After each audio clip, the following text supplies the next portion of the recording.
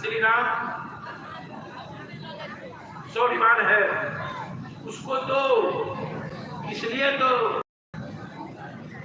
ये जो बारिश स्वभाव और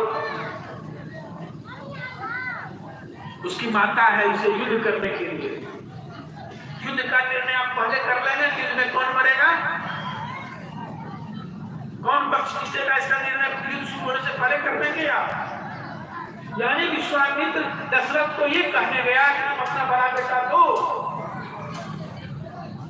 वह देश के काम में, वो समाज के काम में लगेगा, बचेगा मरेगा उसका बाद का बात तो हम जानकार के पास नहीं, इसलिए आपको पता है कि तीनों को दोनों को मार देंगे, एक को बारिश को भेज देंगे समुद्र के किनारे, मर रहे इसलिए युद्ध के पहले से पता नहीं था। यानी ये ब्रह्मचारियों को, सन्यासियों को अधिकार होता था कि तुम अपना बेटा दो, इसके लिए दो, युद्ध करने के लिए दो, यानी देश सेवा के लिए दो, धर्म सेवा के लिए दो, समाज के लिए दो। पहले उसका पतन कहां से कहां हो गया। विश्वामित्र महामुनि ज्ञानी वो आए हैं याचना करने के लिए। अंतिम में क्या कहता है दशरथ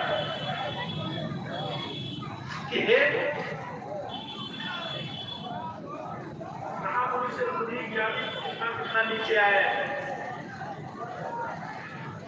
हे विप्र आपने विचार कर वचन नहीं कहा, कितना लिटरेशन हुआ, लेकिन समाज के कल्याण के लिए विश्वामित्र चाहे उनको वशिष्ठ को क्यों ने अपना पक्ष में करना पड़े करके राजा दशरथ के उस प्राण प्यारे को लेके चले गए देश की सेवा के, और देश की सेवा उन राक्षसों से की। भले वरदान में उन्होंने उनको 4 तो ले गए तो 4 लौटा के दिया, 4 पुत्र वधू लौटा के दिया, लेकिन पुराण को अगर देखें तो राजा से मांगने गया, मांग के ले आया समाज के लिए। आज हमारे पास है क्या, एक बेटा है तो कैसे उससे मांगेगा, नहीं बेटा। विचित्र स्थिति की ओर समाज को लेके चले गए, और इसमें कभी हम लोगों की रही उस कर्तव्य जो शुरू हुआ, जो कानून नहीं बना था, एक अभियान था, उस अभियान का हम लोगों की कमी रही। हमारी बात आप सुनते हैं, चाव से सुनते हैं, लेकिन हम उसको नहीं आपको समझा पाए कि यह हमारे लिए आत्मघाती कदम होगा।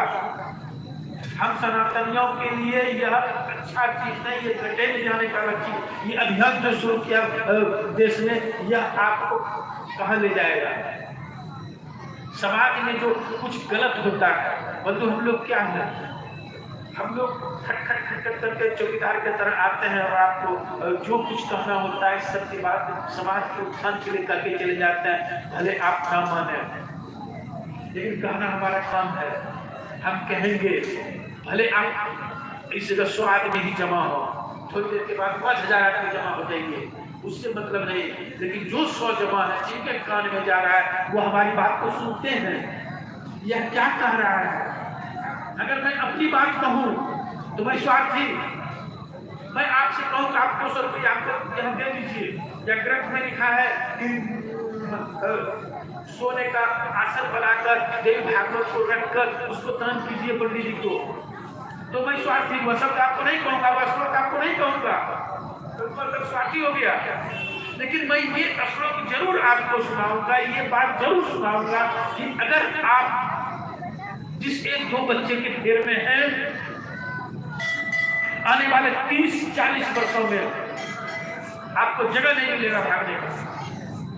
जिस स्थिति में जो जनसंख्या का संतुलन है, तब क्या करेंगे आप, उसके प्रति आगाह करना हमारा काम है। आप सुने ना सुने, आप सुने ना सुने, लेकिन उसके प्रति कह देना। ये समाज में ये जो हमारे बच्चे विधर्म की ओर बढ़ रहे हैं, हमको नहीं सुनना चाह रहे हैं, हमारे धर्म ग्रंथों को कबूल करके समझ रहे हैं, ये कथा प्रवचन उनको ढकोसला लग रहा है। क्यों लग रहा है? हमारी कमी है, आपकी कमी है। आपने कभी प्रयास ही नहीं किया। अरे भैया, स्कूल में भले कॉन्वेंटों से नहीं पढ़ाया जाता, आपको किसने रोक रखा है? आप क्यों नहीं धर्म के विषय में जो 4-5 लाइन उसको नहीं लोरी सुना सके, कोई भाग्य ही नहीं सुनता है आपकी बात, हमारी गलती, आपकी गलती। उसको अपने धर्म की तरफ आपने कभी बोलने का प्रयास नहीं किया। हम क्या चाहते हैं? फटाक से डॉक्टर बन जाए, इंजीनियर बन जाए।